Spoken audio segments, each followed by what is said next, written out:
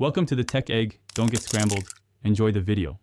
In this video, I will explain how to properly add coolant to your Nissan Altima.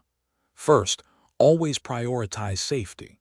Make sure your engine has been off for at least 30 to 45 minutes to ensure it is completely cool.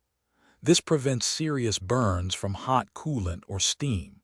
Also, wear appropriate safety glasses and gloves to protect your hands and eyes from the fluid. Next, let's find your coolant reservoir. Open your Altima's hood and look for a translucent plastic tank, often on the passenger side of the engine bay. This reservoir will have clear min and max markings on its side. The coolant level should always be between these two lines when the engine is cold. If it's below the minimum, it's time to add more. When adding coolant, use the correct type for your Nissan Altima, typically a blue or green hybrid organic acid technology formula. If using concentrate, mix it 50/50 with distilled water. Never use tap water. Carefully remove the reservoir cap and use a funnel to slowly pour the coolant.